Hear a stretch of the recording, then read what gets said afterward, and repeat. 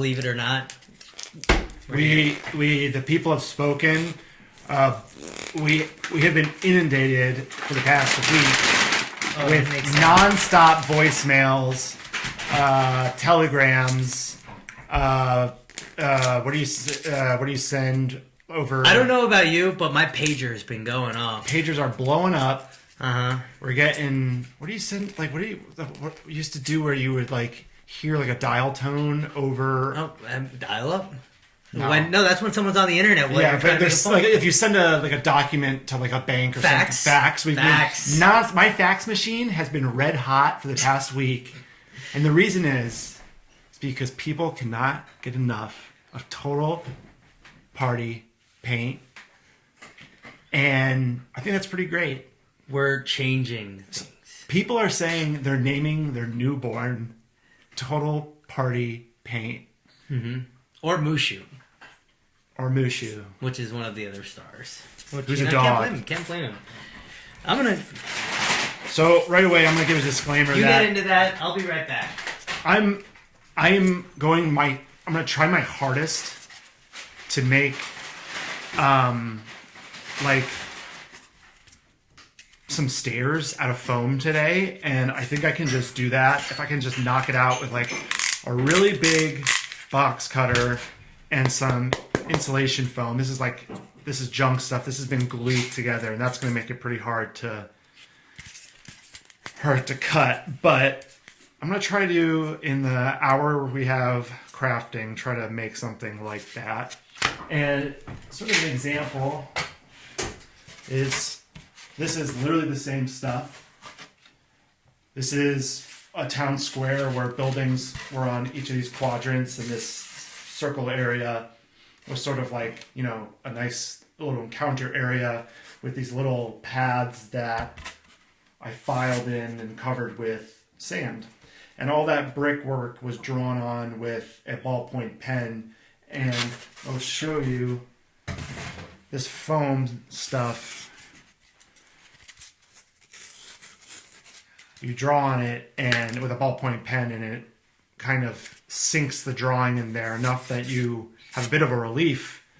You paint it black, so you get the black all in there, and then you brush white over it, and it will look like a crack in the earth. What's this? It's a gift. A gift. Hi, neighbor.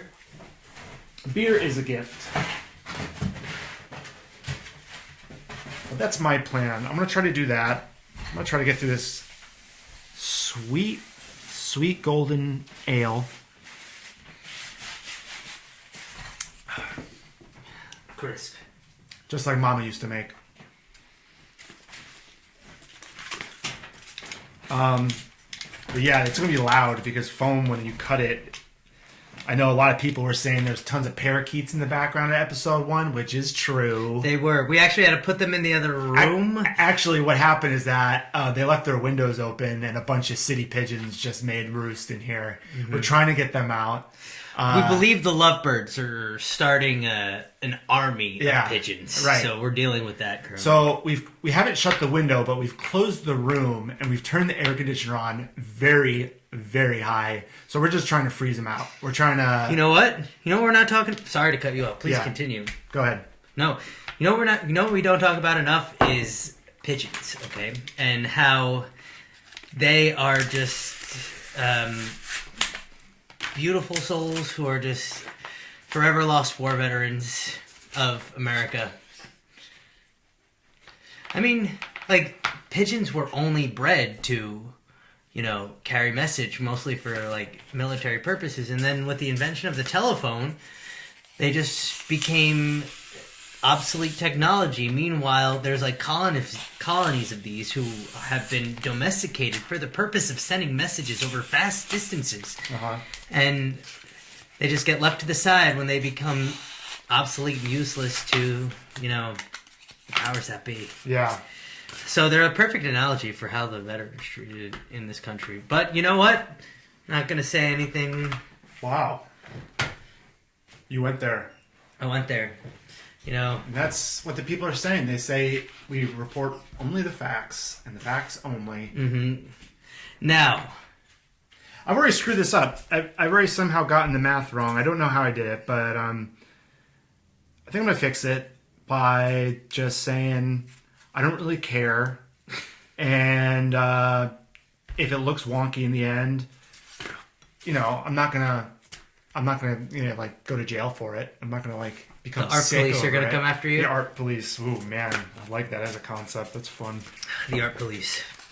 Okay, so I have two things that I'm painting today. I have currently a adult red dragon. Very cool. Right, I actually got this from the D&D board game Wrath of Ashardlan. I have it right up there. You can't see it, guys. It's out of frame, but on top of it there is. Maybe I'll take a picture and it'll pop up right here. Ready, and it closes out. Yeah, I got it from that box and had a lot of minis in it. I left some with some friends. I also kept some for myself, and I used some of those map pieces as just like scatter terrain if I just need like something quick. Cool. I will say it was a kind of simplified D&D board game. It was like very like abridged Dungeons and Dragons in like box format. Oh, I see. Yeah. So was that a good thing or a bad thing?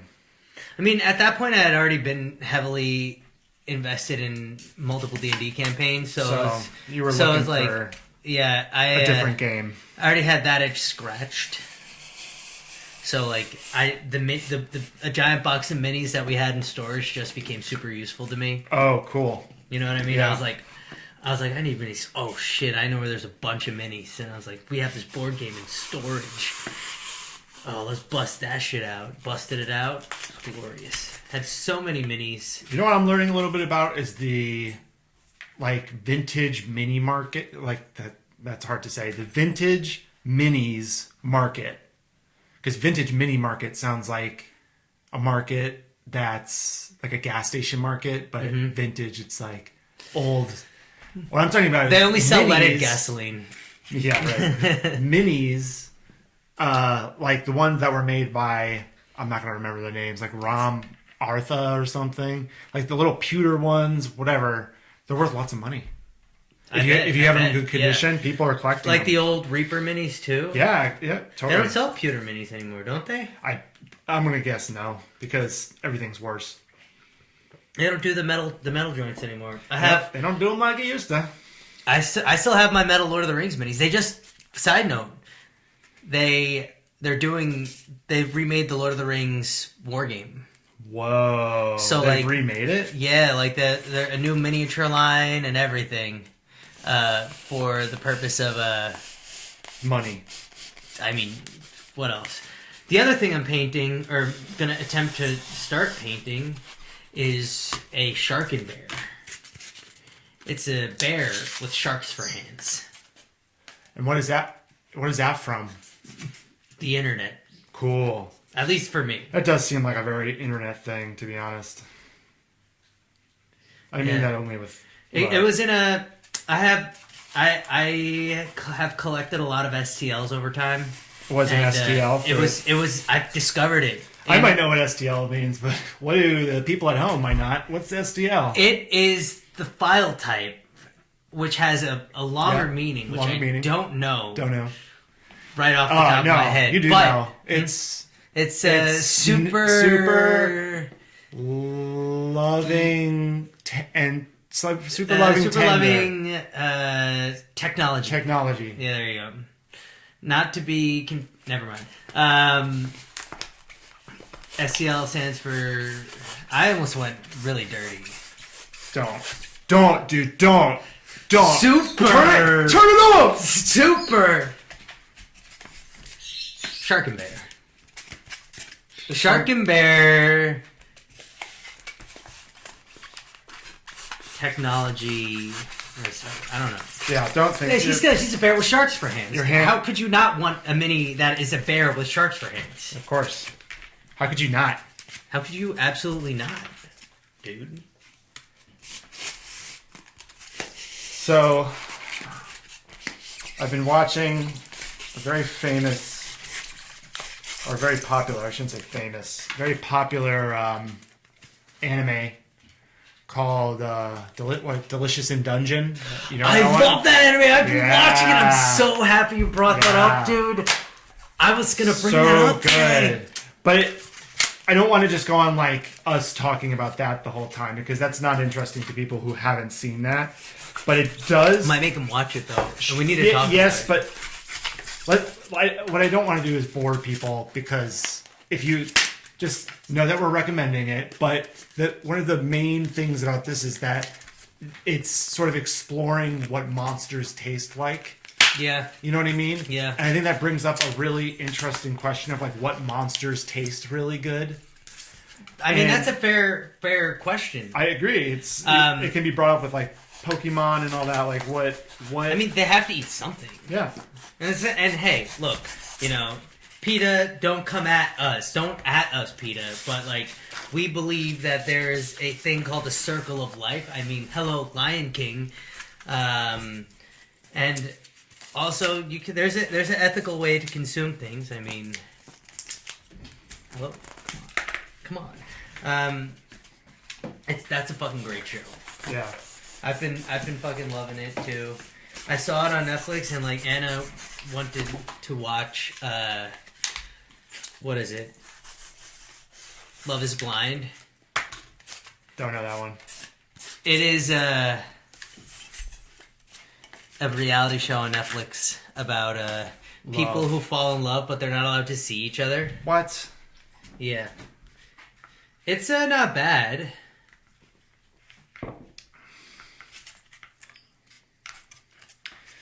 Love is blind. So love is good.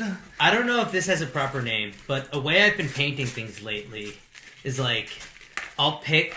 I mean, unless like something is like stone or like a super basic color. But when it comes to like a mini, if I'm gonna paint a mini, what I'll do is I'll paint that entire mini like base layer dry brush on black of the color that is their vibe.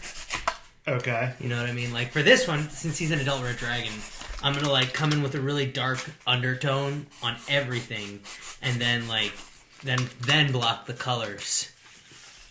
You know what I mean? So like the tan on his chest, like the green of his eyes have this like undertone of like crimson. Have an undertone of sadness. You want to talk about it? Shh, shh. No. You know what will do the talking? Your paint job on this. Mm-hmm. Your paint job on this dragon's face.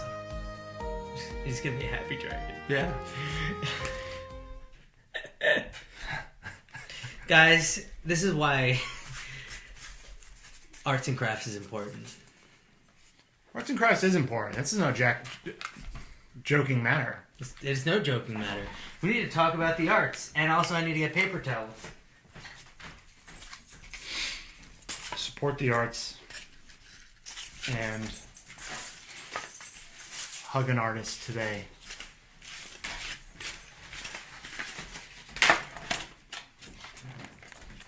Merry Christmas. Thanks, dude. Freedom made me a present, and I'm going to present it to everybody because it's so cute. It's a roller that rolls 1-inch tiles, the relief, into soft materials. Like insulation foam. Like insulation foam. I could use it for this. It'll be listed on my website. Maybe link over here. Maybe on the YouTube video, the link will be over here. I'm not doing it on Twitch because you should watch the premiere and you'll get the links live in the chat. So, I mean, if you're watching this, then you probably know. Well, then you'll know for the next one. They'll know for the next one. They'll know for the next one. We'll know for the next one. How are we doing on time here? Because I still have to paint this thing. I still have to... Oh, we're chilling. What is all this guck all over this? This is like... I think there's like... It's glue. Oh, Mod Podge. Mod Podge. Yeah. Well. We meet again. My oldest nemesis. Dude, right? Aren't adhesives the fucking worst? No, they're also really good too. Hmm? I mean, they are pretty. They're pretty good too, though. They do a lot. They do. But, like, seriously, though? They do. Like, nothing pisses me off more than trying to crazy glue minis together without an accelerator. Yeah, there is a whole art to adhesives when it comes to assembling stuff. It's actually kind of beyond me, to be honest. I have some plastic vinyl. That was redundant, but some vinyl figures that I need to assemble. I don't know if I have the right glue for it. I don't know what the right glue is. Yeah, we need to find this out. I've been trying to figure it out. Actually, I have a friend that I might reach out to and ask. He's a very good friend of mine. I know. Yo, Zach, if you watch this, love you, bud. I know the chat's blowing. The chat is blowing up right now, saying it's horse glue. You use horse glue. everyone's saying horse glue. That's it. I mean, wasn't all glue horse glue for a while? I mean, is it not now?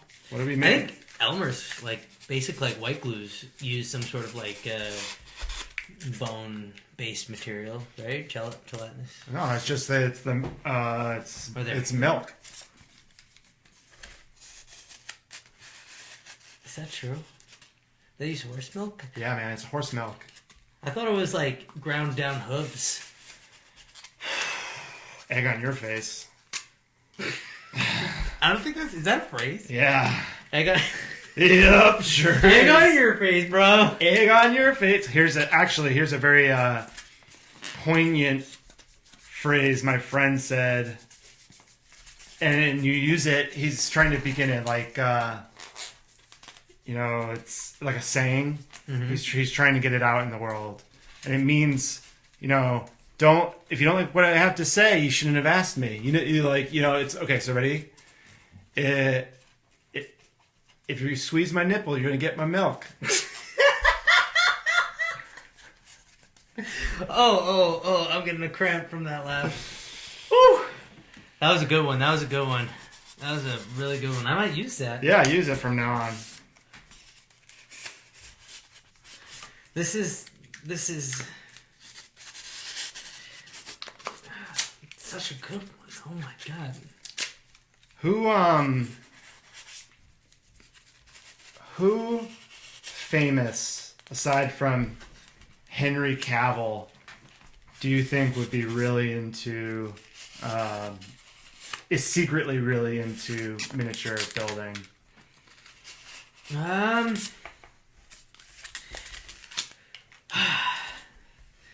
Are we going to start forming a future guest list right now? Is that what's going on? Yeah, we're just going to start cold calling celebs. Who do I think? You know what? I'm going to go out on a limb here, and I'm going to call upon some, stupid pop culture controversy. Uh-huh. And I'm going to say Megan Thee Stallion. Wow. That's actually very good. Because she's a huge weeb. Yeah. I know that for a fact. That's very good guess. I think that, if she plays with the right D&D group... Mm-hmm. I mean, look, T-Pain played D&D. T-Pain did play D&D. So, there's no particular sort of look downedness upon D&D. There's Stranger Things, which is hugely popular. I even speak to young kids when I would teach them music and stuff like that. And D&D is and tabletop gaming in general has thrust itself into popular culture, hugely. Yeah, you know what I mean. So I feel I still say Megan Thee Stallion. She's a huge weeb, and I feel it takes a certain type of nerd to be a weeb on her level, and it's the same type of nerd that finds himself D&D. Or some game. That's very good. I think you're right. Genuinely, I see it.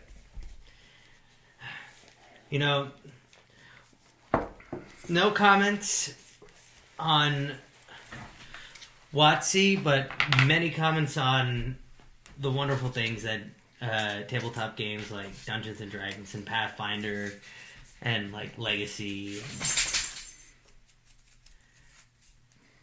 You're just cheersing? Yeah, just cheersing to them for making it. You know, because look, that's why we're doing. What Here's we're to doing. you, games. Mm-hmm. You old Video rascal. Games. Oh my god! Shout out to video games. Video games kind of kept, our role playing games alive in a way. Because How so?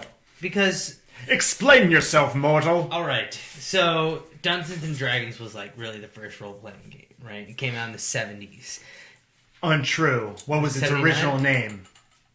It was Dungeons and Dragons. No, it wasn't. First game? It was brochure? Chainmail. Are you? I can't tell if you're messing I'm not messing with you. You're Look not it up. messing with The first adaptation of Dungeon and Dragon was called Chainmail. We're going to confirm this right now. I'm going to have the studio look it up. Studio. That's why we have... Camera one. Nancy in the back. Can we get some interns on this? I need Luke on the phone. My agent. I need makeup ready to go. First edition D&D was called Chainmail.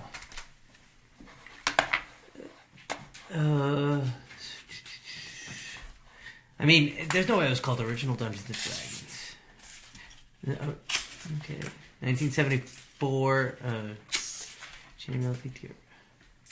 Okay. Chainmail TTRPG. Chainmail game.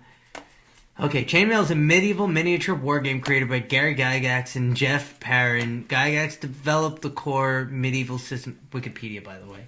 Really underrated source. Wikipedia is underrated?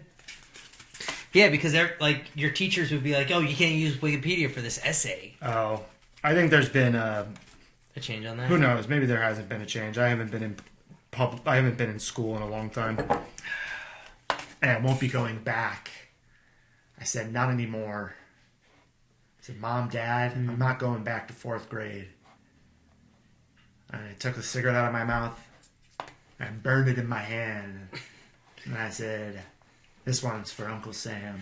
Oh yeah, this was his first, I think, real TTRPG. 1967. I need glasses, bro. Oh man.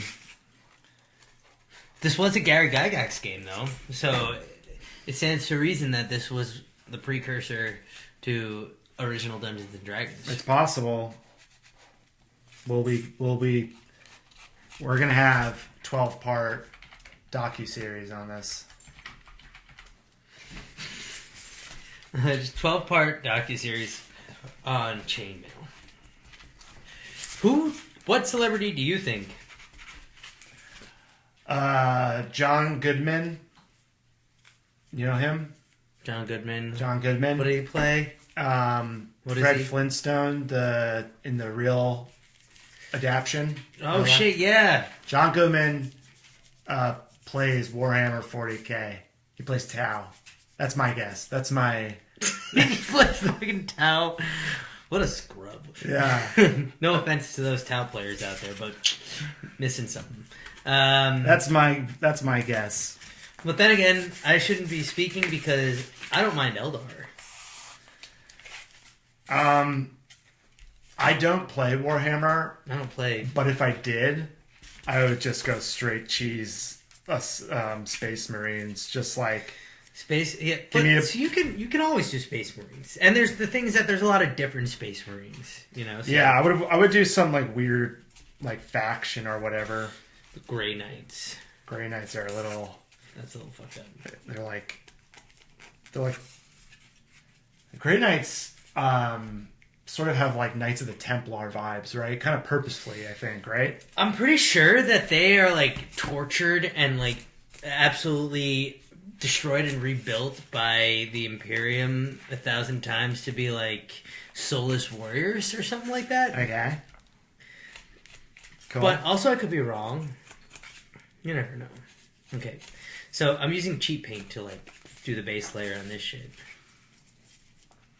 That looks really good so far. I didn't do much. Yeah. Like, I literally only just put red on it, you know? Also, pro tip, if you've got a lot of minis and not a lot of time for a game, this is for those DMs out there. If you've got a lot of minis, not a lot of time, and you have like a bunch of prime minis and you don't want to, and you want to like have an easier time differentiating between like a fleet or an army of, you know, your side and then a small like squadron on the other side, vice versa. Just you have two fronts. Pick a color that fits the vibe and just like paint them all that one color. You could always like recoat them. That's an interesting. You know what I mean? Yeah, that's what I did for the Battle of Ironforge. This is a Ironforge counter. We're at 1. Because it came up a lot last time. Yeah, I know it did. It came up a lot last time. But yeah, pick a color that represents the good side and the bad side, and then obviously you could like then single out, you know, the more important characters in the whole what's it called?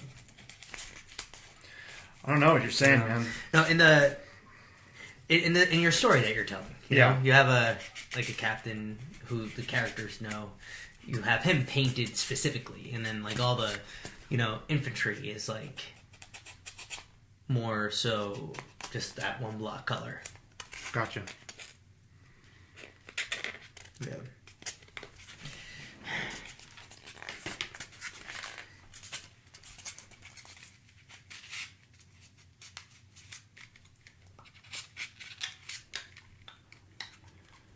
So, starting to put the bricks on this. It looks kind of cool. Might not look all that good right now, but it's getting there. We make it look nice and weathered. And what is the goal? It's just sort of like a terrain piece. It's like almost imagine like the corner of a map, 2 stairs. It's a nice place to maybe put like an archer or maybe a chest.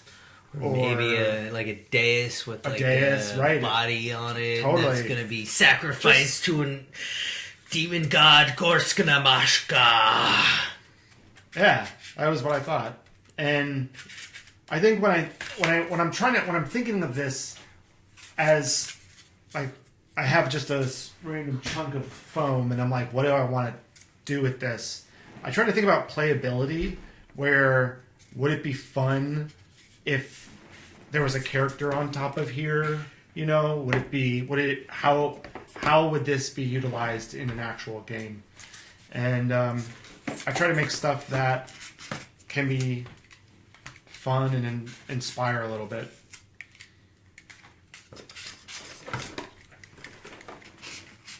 Also, I love carving stuff. I think carving is so relaxing. I wish I would do it all the time. Whittling? Yeah. I carved a boat when I was a kid. What? Yeah. Go on. It was like a little like boat. I had like they gave me a block of balsa wood. My grandfather, when I was like 6 or 7 years old, gave me a Swiss Army knife. Nice. I don't have it anymore. It broke. Oh, did it? Because why? What did you throw it at? I didn't throw it. I used it so much that it fell apart. Broke? Wow. Yeah. The red plastic on it cracked. The toothpick in it cracked. The tweezers lost their rigidity. I had sharpened and dulled the blade so much that there was like it was thinner. Yeah. So it was like a Swiss cheese army knife. Yeah. I wish I still had it. I have a bunch of knives that mean a lot to me. Knives are cool. Oh wait, did I ask you, or did I imagine myself asking you? What celebrity do you think would be someone to play? John Goodman. That's right. Was Tao. That's going to be the first John Goodman Tao merch we have on a bumper sticker. John Goodman plays Tao. John Goodman plays Tao. It's funny. I think he would do that, and then I think if he's gonna do it, then we have to have Stephen Baldwin play something. Wasn't he in the movie with him?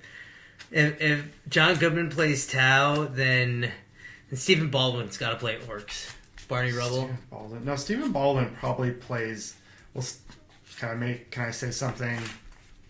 Can I say something blue? Stephen Baldwin likes. Oh no,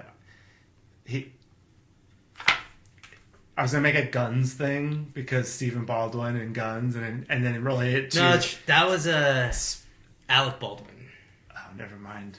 His brother, Alec Baldwin. Forget everything I've said. Stephen Baldwin is the younger brother. Yeah.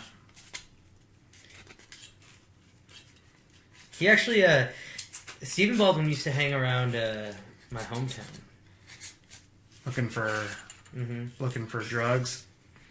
No, he was a born again Christian when I knew him. When you knew him, super religious. What are you talking about? When you knew him? I mean, he probably still is. Because he used to hang around my hometown. Doing what? I used to busk when I was in middle school and high school. I'd play guitar on the street corner, and people would just give me money because they like me. Yeah. And Stephen Baldwin used to come out. Was he like, hey, this kid's got he's got the chutzpah. He's got the. I mean, he lived in Nyack for a little bit, I think. He what? He lived nearby. I knew Haley Baldwin. Wow. On a first name basis.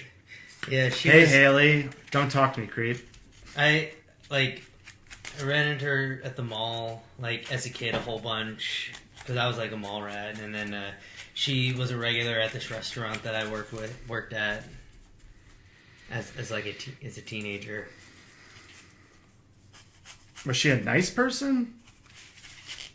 She was a person. No, she was nice. She was nice Slander. to me because I was nice to her. That's it. I feel like once you have a lot of exposure, there's a lot of this is me. expectation for you to have the capacity to interact with people a whole bunch. This is me. This is me as you. This is me if I were you meeting Haley Baldwin. Huh. Huh. Huh. Hey. I do. That's good. That's good. That was actually my reaction to meeting Chris Rock. Oh, interesting. But no, Haley Baldwin, I was like, solid. I met Cameron Diaz in the coat line for the Metropolitan Museum of Art in New York, and she was right behind me, and I'd never been around somebody that famous, or I will say that beautiful before, because she is stunning in person as she is on the screen, and I went into survival mode where my body started doing things I wasn't really aware of. So I just was I think I was hey, it's Cameron Diaz. And I was like, don't worry, Cameron, I'll keep our secret. I didn't say that, but I was like, I'm not going to be hey, it's Cameron Diaz. When I ended up just thinking that line, and this is what I do, pretend you're Cameron Diaz in line, okay? And look, and you just be like that, and then notice someone's looking at you, and then look. That's what I did. I was just smirking and shaking. I was just being yeah. That's great. That's great, dude. That is great. I just had foam in my nose and no one told me. Do you have foam in your nose? Chat, why didn't you tell me? Oh, because chat's totally live. We got 1,000 credits from Roblox Hunter 420. Thanks, dude. Yeah, thanks, dude. Thanks for the subscription. Also, shout out to Mother Lover 69 for the new Fortnite skins, man. We're really gonna use those. Thanks. It's how I feed my family. We need to do something about this light situation. Is it too dark? No, I mean I'm fine. I'm fine. I'm just doing a lot of dry brushing later, trying to get the coat up for the part that I'm actually gonna paint mostly.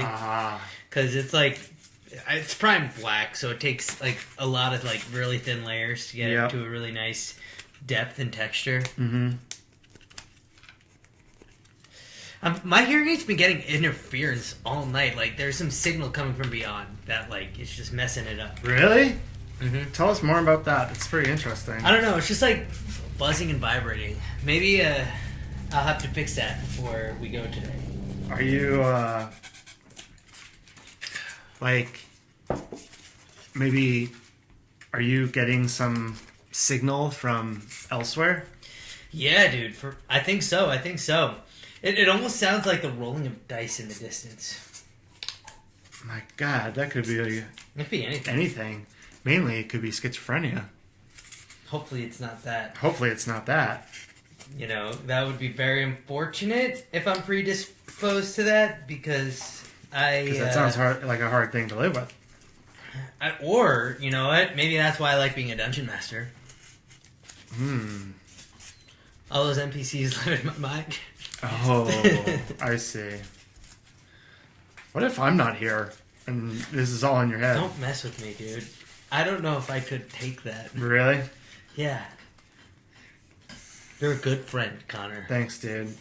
And if you were just a figment of my imagination, I'd be very sad about that. Aww. You heard it here first, chat.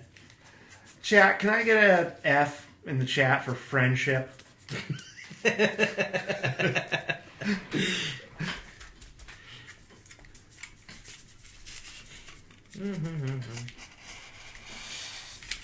I'm trying to get in those little nooks and crannies.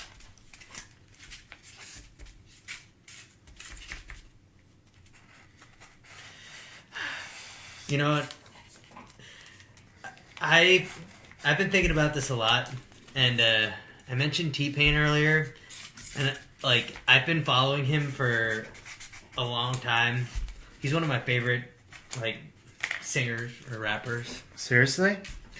I mean, not in terms of me like being able to call in his songs, but just like his whole like body of work and like how he is as a person, like on a stream and stuff like that, and like how he treats his fans. He just seems like a cool guy. Yeah, he's just such a cool guy. And I want to play. One of my life goals is to play D&D with him. Wow, that'd be pretty rad, actually. Yeah, to play D&D with T-Pain because I know he just did some D&D content recently. I don't know if he liked it. I didn't watch it, but he's like a really talented musician too.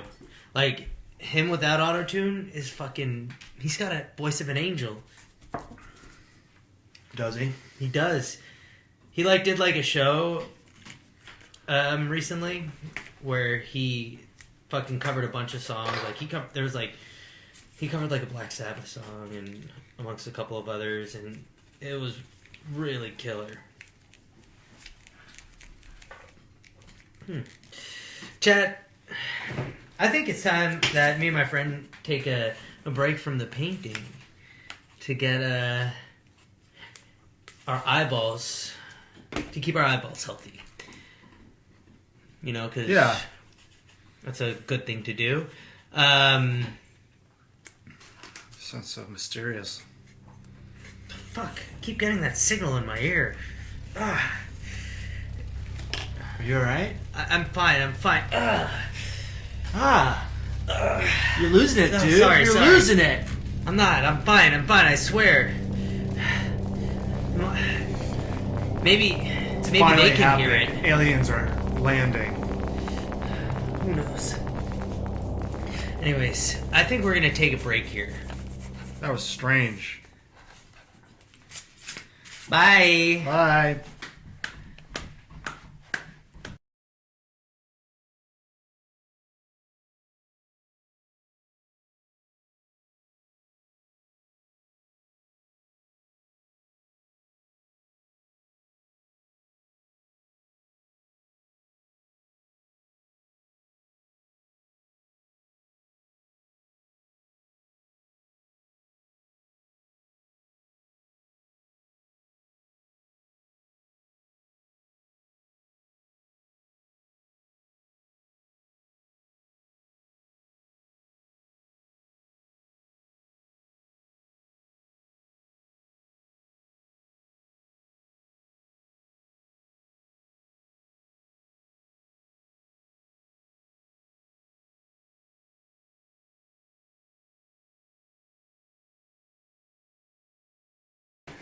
Man, welcome back.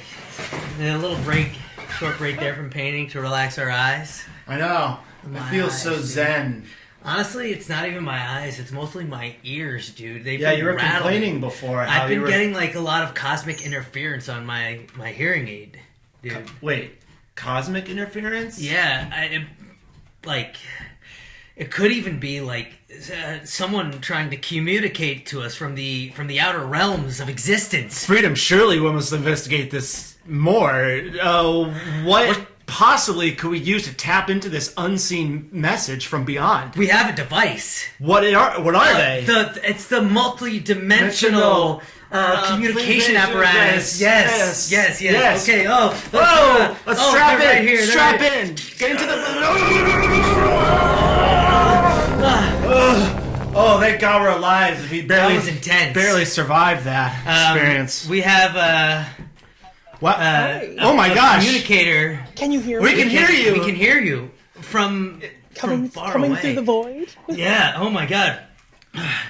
Oh, my scanners are reading that this is smoking glue guns on Instagram, otherwise known as Whitney, an awesome dice maker over here.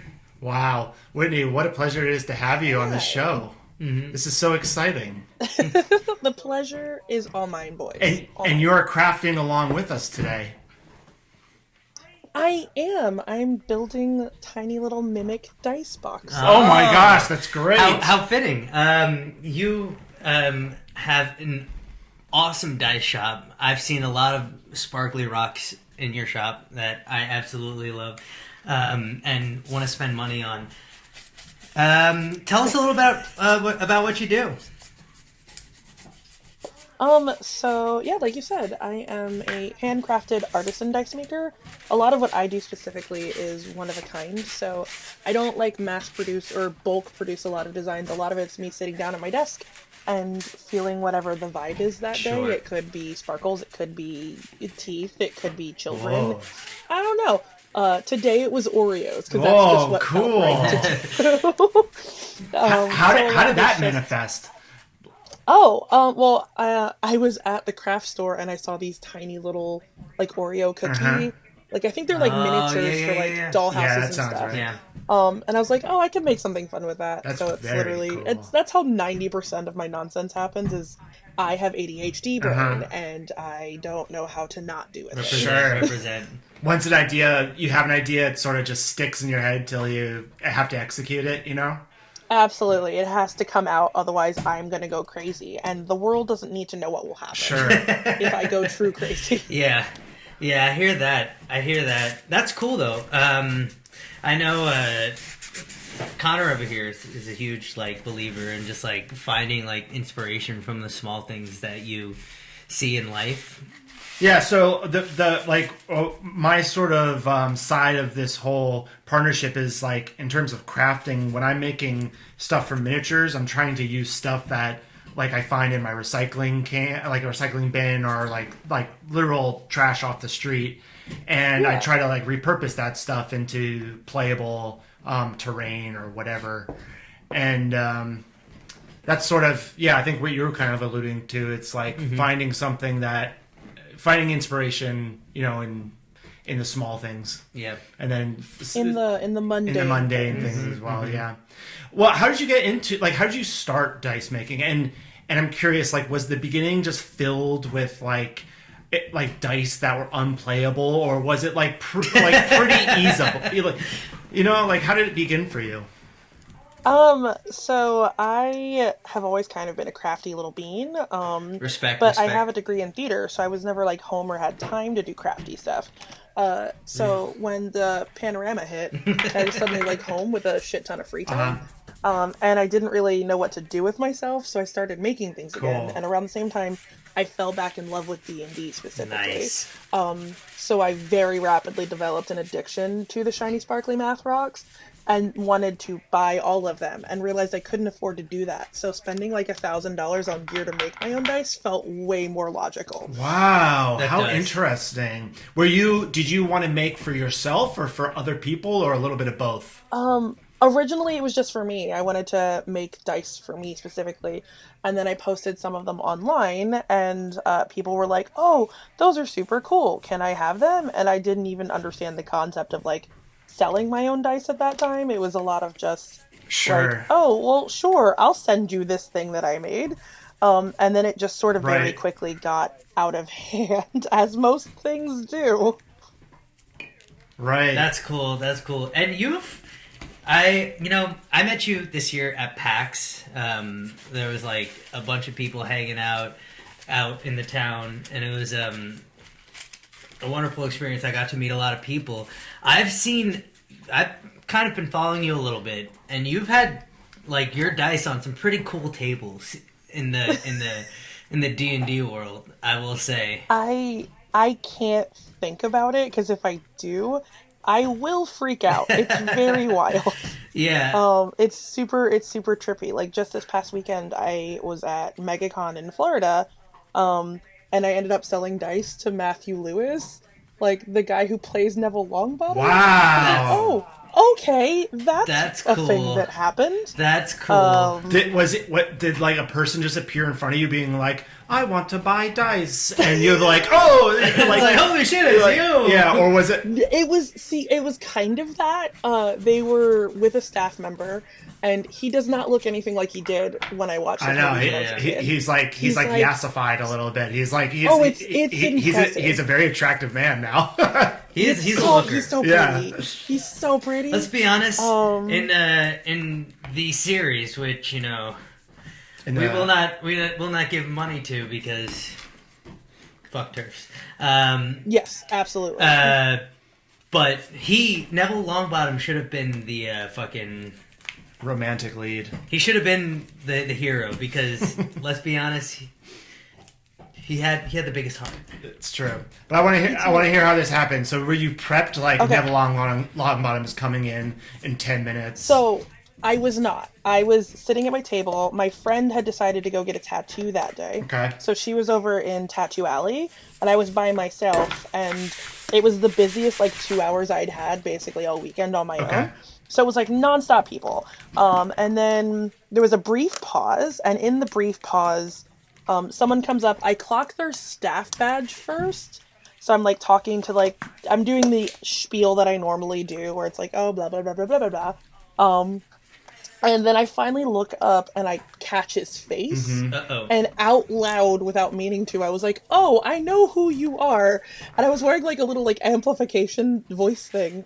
So I popped that off and continued the wholesale. He was looking for dice for a friend, asking about unique one-of-a-kind stuff. So he ended up getting a set of dice and a death save D20. That's so cool. Which I thought was super cool. That's cool. He's always apparently wanted to play, but just hasn't. Did you like his choice? Because he apparently doesn't.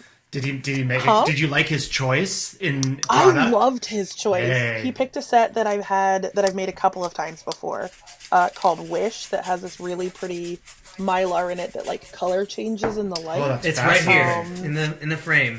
Yeah, we'll put it right here. I'll find a picture of it and I'll send it to you. But it's a really pretty set that I've made a couple of times, and I'm honestly probably gonna make it again because now I can just say that Neville Longbottom. Yeah, absolutely. That's cool. That's cool. And in terms of do you have a list of dice sets that you want to make, like aspirational to-do, a to-do list of dice going at all times, or is it sort of whenever it spurs you, whenever inspiration sort of hits?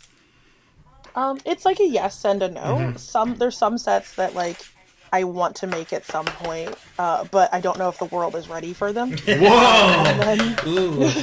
And then there's others where it's I tend to try and go with the flow because I am not good at sitting still, and just planning things out. Hear that? I research so I know what I'm doing. Mm-hmm. But the idea of sitting down and being today I will make XYZ. Yeah. It's nah, today I'm gonna make something purple, and that'll be good. Right. I hear that. I hear that. Totally. I'm kind of having one of those moments today, but in an inverse sort of way. So I have this dragon mini that I've had primed for years now, And he's been ready for me to paint so many times. I've primed him with so many different primers because like I changed the primers that I like, and I'm finally painting him. Believe it or not. Nice. And how do you think it's coming out? Do you like it? I mean, I literally just did like a bunch of like. It's fascinating how much just a couple of little like coats of red really like imbue that thing with some life. Yeah, now that I have like a nice solid like coating of red with like depth and whatnot, I'm gonna start like highlighting the more popping parts, like the frame of the wings. I'm gonna hit with like a more bolder coat of red. His chest, I'm probably gonna hit with like a gold or like a tan, like a dark, like a brownish gold tan kind of joint. And then I really don't have to do much. The horns I might go over with like a black, and then like light highlight it with some like gray and white. And then like the eyes I want to make piercing green. And like obviously, I think people forget how much paint can change an entire piece. It's true, for sure, dude, for sure. What are you working on today? I am working on Little Mimic dice boxes. I got the bottom of the box, like, all squared away. Cool. What is this made out of? And then, it's made out of wood. So I work with a lovely little bee named Works of Whimsy Studios. She does all the laser cutting for me. Cool. And then I paint them all myself, and then I assemble them all myself. Like, That's cool. That's so neat. Oh, that's and awesome. the inside's, like, all It's so clean. That's awesome. Yeah. I actually have I made dice boxes for Christmas once for my friends. And like I got like, you know, I went to Michael's and I bought like the little wooden boxes. They're actually on the shelf over there. You might not be able to see them, but they're on the top shelf. Maybe you can see the corner of one, like the little gold. Yeah. Yeah. I can see the hint of where a box might be. Yeah. And like I got like a calligraphy sheet and like carbon traced like initials and like images off the internet, and like that's kind of like what got me back into mini painting, actually, now that I think about it. Sorry, I didn't mean to interrupt you, Freedom. Wow, dude. I brought my minis, not because they're anything, not my minis, my dice, not because they're anything special. They're special to me. But I just figured, as somebody who likes dice, I could just like show you some of the highlights, even though they're not like, I don't know. Should I break out my dice too? I don't know. You have some really amazing dice. I spent too much money on those dice, though. But that's a good problem. It was a birthday gift. Mama said, and this is the second time. You know, my mom is a good lady. For my birthday, she's like, "Hey, you know, you haven't treated yourself in a long time. I'm gonna I know you're going to this convention. Just take a little birthday gift and get yourself something nice." And the only thing I bought was dice. It was at Fan Expo in Boston. I respect that so deeply. I wanted to overhaul my dice collection, is what it was. Do you like doing conventions? I'm just curious. I do. Yeah, it must be really fun. I don't sell online super well. I think with dice specifically, it's easier if you can like see the piece in person. I never thought about that. Just sort of like get a vibe if it's for you. Yeah, or absolutely. Not. You gotta feel it. So like, and yeah, and then the other thing that's really cool about selling in person is I actually get to like meet the people who are following me online and want to ask questions and like develop relationships and stuff with those kind of people, which is always cool. Yeah. It's neat to like talk to and get people's vibes and like that's always like the funnest part of it. I'm not gonna lie, making money is pretty fun too. Yeah. I hear that. Do you be a liar if I didn't say that wasn't part of the fun? Do you connect with other dice making peers? Are there sort of circles where you're all like telling each other your alchemic recipes of how to get like the most magical? That's a whole nother thing. You're working with a pretty interesting material. It's like how magicians can't tell their secrets unless it's to other magicians or something. Or maybe it's like to nobody. I don't know. There's definitely several communities where there's a lot of different dice makers who all sort of get together and chit chat about stuff. And then a lot of us have like our own little friendship group circles. I have a couple of makers who I'm super close to. The ones that spring to mind are like Busy Wizard Dice on TikTok, or I know Busy Wizard Dice. Yeah, I'm just making you name names, so you have to do work in post now. There's Artemis Dice Co., Unyielding Bastion, Cultured Swine Dice. And then, oh god, I'm gonna forget one of the names. Boom, boom, boom. Chasing. Hold on, I'm literally gonna pull it up because I'm gonna get so mad I'm at half myself if I tempted to forget do it. like take like the comic like action onomatopoeia and like putting the names like that. Yeah. Ah, my face. Ah, my face. Royal Burrows. That's the other one. Royal Burrows dice. She does these really pretty paint your own dragons. That one hurt. Or she'll That like one came in hot. 3D print a dragon and send it to you so you can paint it, and then she'll put it in a D20 for you. That is It is the fucking coolest sick. thing I've ever seen. How That's sick, dude. can I ask? I have a stupid question. How big is the D20? How big is the dragon? The D20 is like a 52 millimeter D20. Okay. Oh, it's So a big bigger- boy. It's a So bigger that's boy. yeah. It's a honkin' okay. chonker. It's not as big as some of the dice that I make. Like the insert I'm currently working on is for a 62 millimeter, and it's a honky Yeah. boy. It's a chunky boy. You're gonna hear I that would one. say one of my favorites. It came up on Instagram and Threads when when I was doom scrolling or whatever, and like I saw that 1d20 with like with the 99 d20s inside of it, dude. That was great.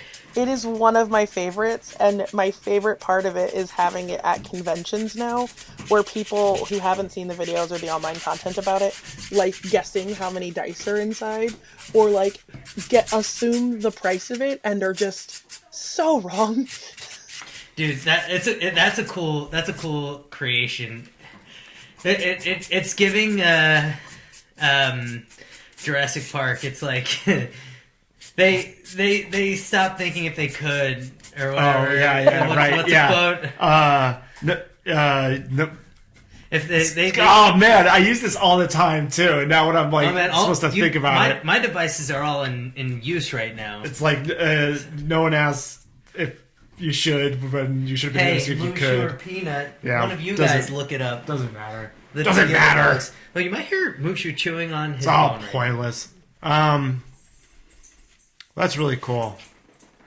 I'm like, I would love to do a convention of some sort at one time because I feel as though it would, that social aspect seems like such a blast.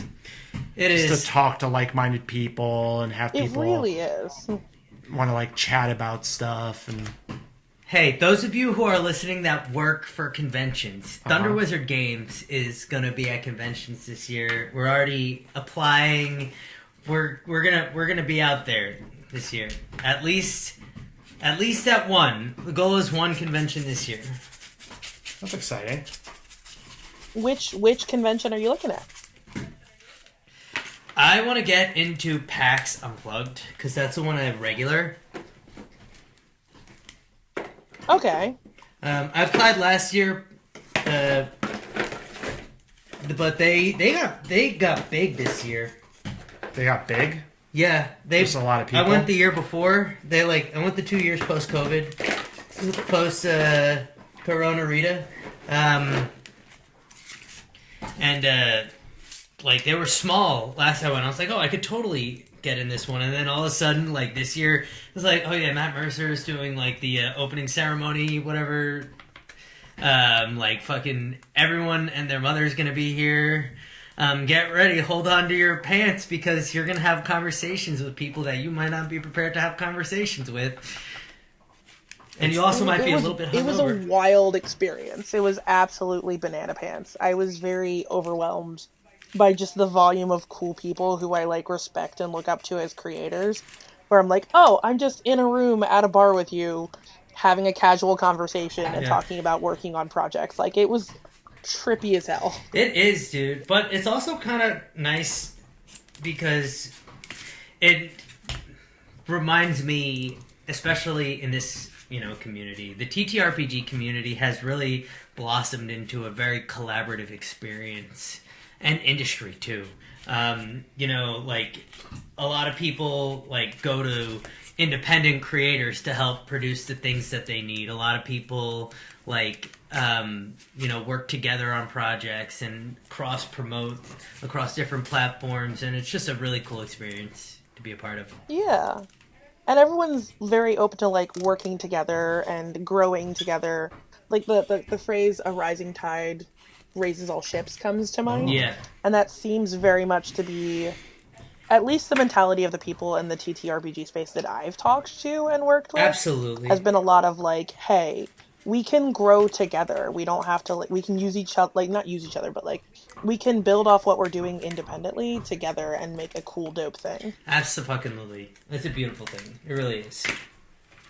Can I show some progress on what I was working on? Because I think I've done. That fucking looks sick, dude. Oh, wow. So I wanted to. So like, I think this is meant to just be utilized in a way where you can throw it on a map and just have it be some kind of like height terrain where you can throw, like I was saying before, you can throw an archer on it or something. Mm-hmm.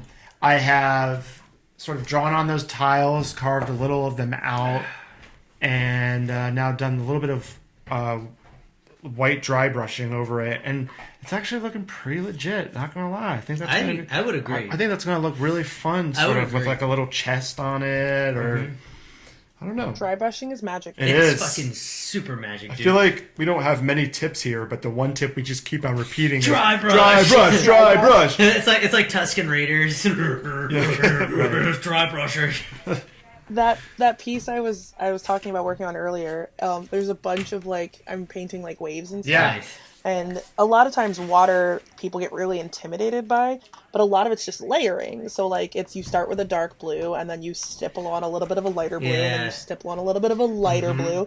And then the tip for me is always to dry brush the peaks of the waves in like white. Oh yeah. Because it makes it look like a crap. And it's such a little detail, but it changes the way the whole piece looks. Right. That's exactly it. People always are like, oh, it must be so hard to paint miniatures. It's like, no, it's actually not. You just start from the darkest place and then work your way to the brightest place.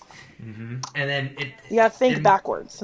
Yeah, exactly. And can you show that piece that you had previewed to absolutely. It happens to be on the desk. Yeah, I'd love to see it. Gorgeous little. So this is great. Can you talk us through how one makes this? Because I'm seeing some very small pieces here, and yes. So a lot of the inner pieces, and actually I will take like without giving too much too, and send it to you. You know, oh no, if you're I a magician, am not a gatekeeper. I will tell you exactly how I did it. That's wonderful. Thank you.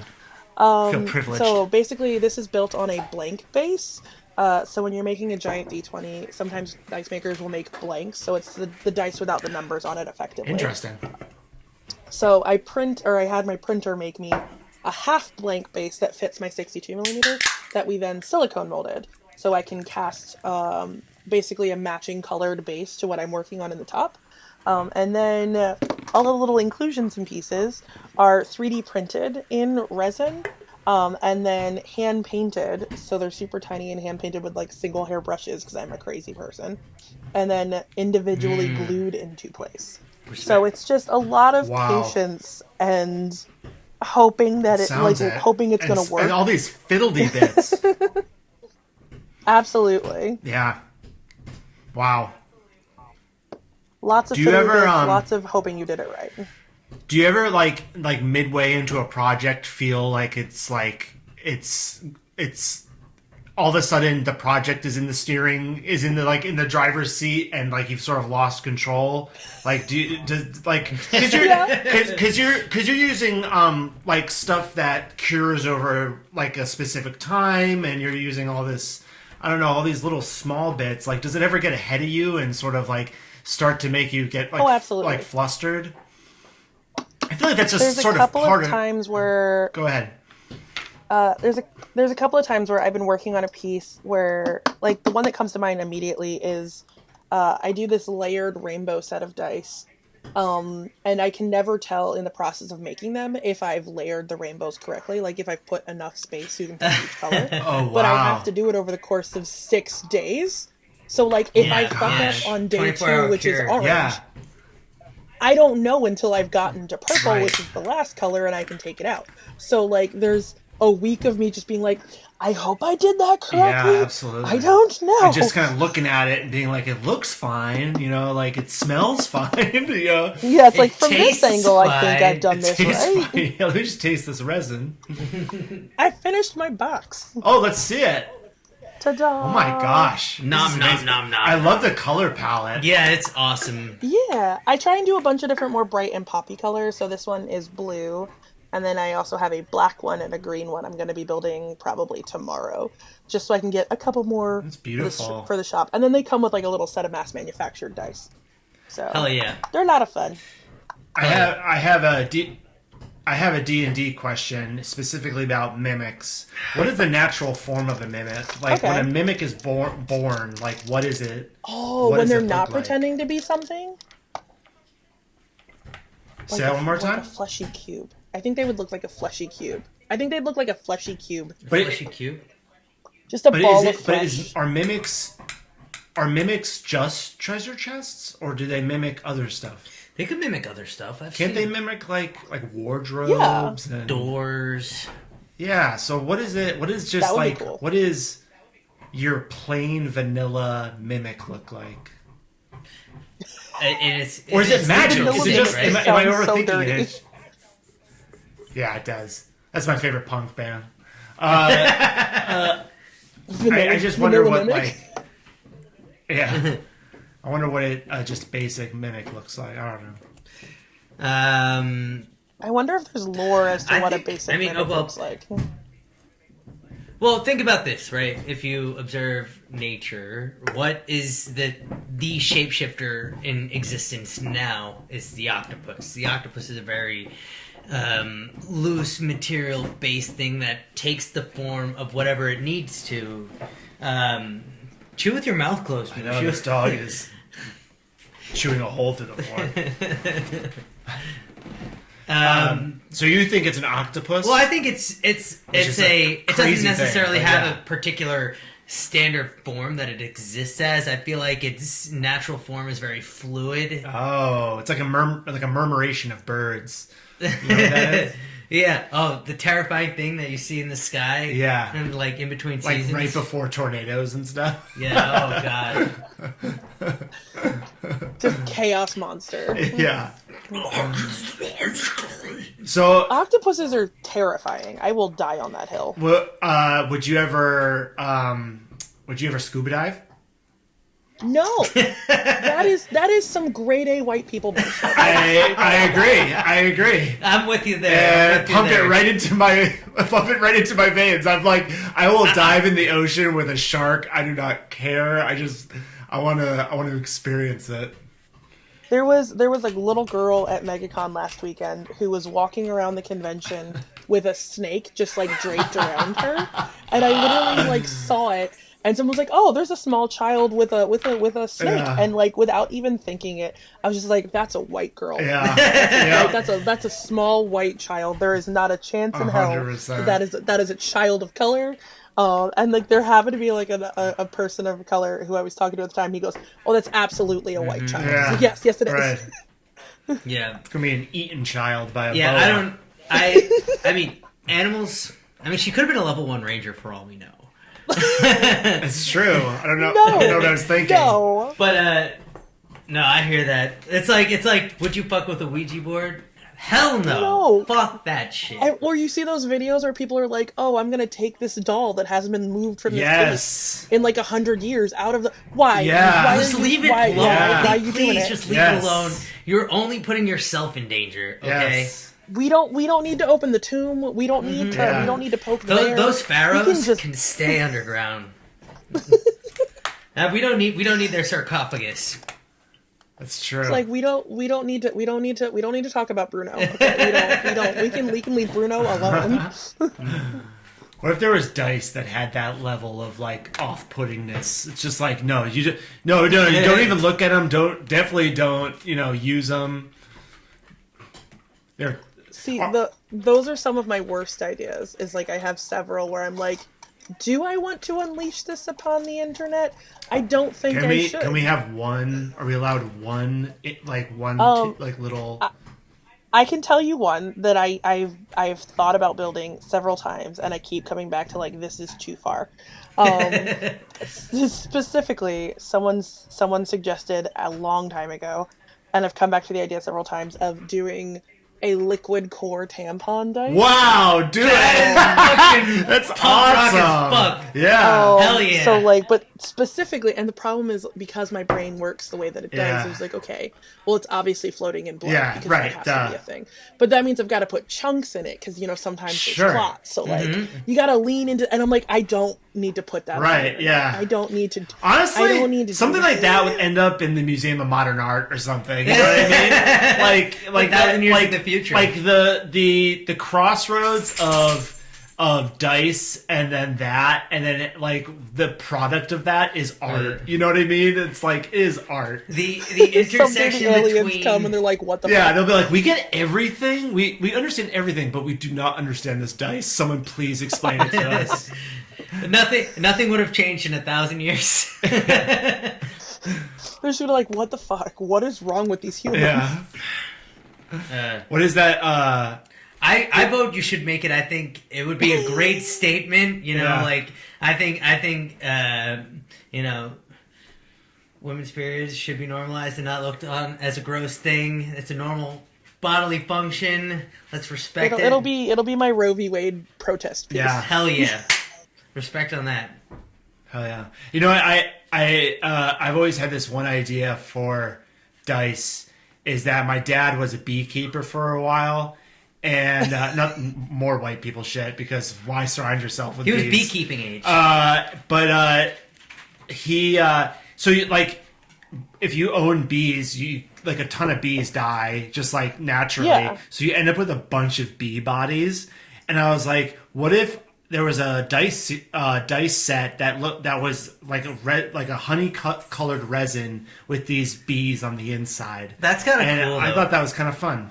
I mean, that's not it. I've seen several people do that. It turns out I'm Yeah. not original even a little bit. Nothing I do matters. I mean, it seems like not a horrible use. I feel like beekeeping is an ethical art naturally. Yeah, it's one of those things where like I've been asked before if I would do certain stuff that like had animal bones and pieces in it, and my big thing is just making sure that like those pieces are acquired ethically. Yeah, right, So like totally. if your dad's a beekeeper and he's just got a bunch of bees that have like passed away, Yeah. like that's totally I'm going outside and blasting beehives for Yeah. their bodies. throw Don't just like throw a go fucking and like M80 in a yank it beehive out and see what 2,000. happens. Right.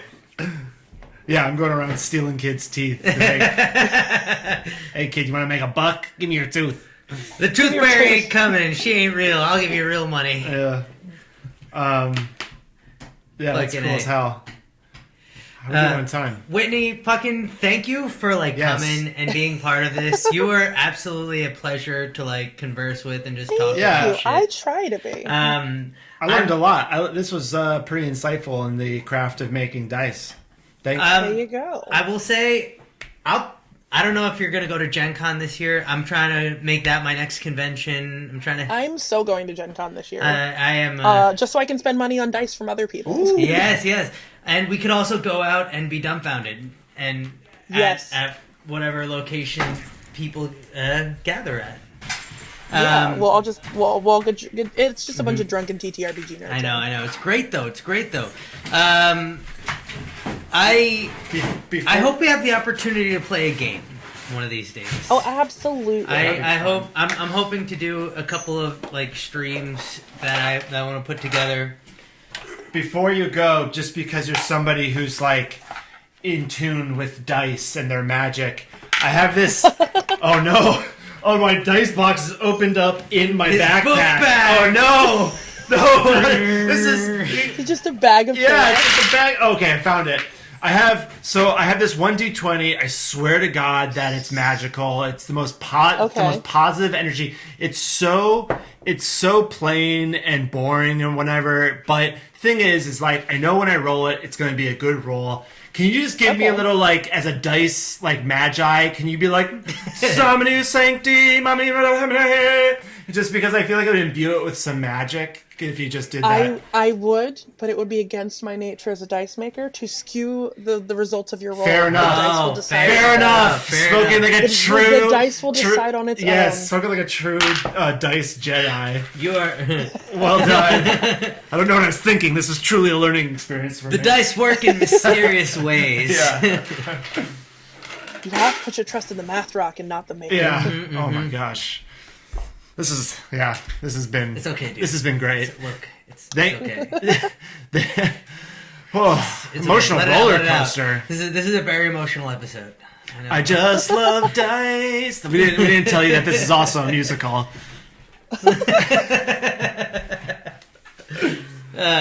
Should we close it Oh, here? goodness gracious. So I think I'm getting like some interference. I feel like the signal is waning. Yeah, you're right. She's you're Oh coming my God, in wait, and out. no. Do you, I'm being pulled any away. any Oh, last this words? is- Any last words you want to say before the signal drops? If you want to buy my dice, go to SmokingGlueGuns.com or find me on all platforms at Smoking Glue Guns, except Facebook. Fuck Frank, what's his name? Zuckerberg. Fuck Zuckerberg. Fuck Mike Zuckerberg. Fuck that dude. All right. Oh, you're dropping out. Thank you so much, Whitney. You're amazing. No. What happened? Where did Whitney go? What just? Whitney Where am I? Whose pants am I wearing? Those are my pants. You're wearing my pants. Oh no! Oh wait, that just happened before the episode when we swapped pants. Anyways, thanks Whitney. That was really awesome to hear from you. We learned a ton there, and if you're interested about dice making or specifically Whitney's dice, you should look at this link. Check those socials that we just posted up. Right. And follow her on all accounts because she's making great work, and you should pay attention. Check it out. Any closing words, Freedom? This has been a great episode. We've had a lot of fun. Chat seems to be blowing it up. Yeah, saying, more. Hashtag more. You know, unfortunately, we didn't have any Shelf of Destiny moments. We didn't have any A Shelf of anything Destiny like this. moment. You mean this The shelf? Shelf of Destiny. And you know why that is? That's because of viewers like you keeping the show alive. Does that make sense? I don't know what I'm saying. Fucking me neither. Anyways, I haven't inhaled enough paint fumes tonight. Yeah. I'm done with mine. It looks pretty cool. Yeah, check it out. I've put some figures on to sort of give it. Can you see this? We're gonna get a zoom in right here. Oh no, kind of neat. Could be useful once or twice. I might use it as scatter for like ruins or something. Right? Yeah, totally. But thank you for watching. thank you for watching. You know, if Any you're plans for next curious episode? about any terrain or anything, I make stuff. If you're curious about any sort of art, his inbox is full, so don't even bother. He's got work. Just kidding. I can. He's really handy with a pen and paper. Wow, It's great, dude. what he does. That's so sweet. But yeah, follow us on Instagram, on X. Follow us on all the things. This will be on VOD on YouTube. For those of you who came on the end of the stream, and it'll be on YouTube probably 1 or 2 days following the release of this. Pretty soon we should be on podcasting platforms as well, although you'll probably want to go follow our Instagram so you can see what we're working on. And just don't forget to be creative in life. Be creative, be kind, and listen to Total Party Paint. Keep it simple, keep it easy. Brother. Total Party Paint!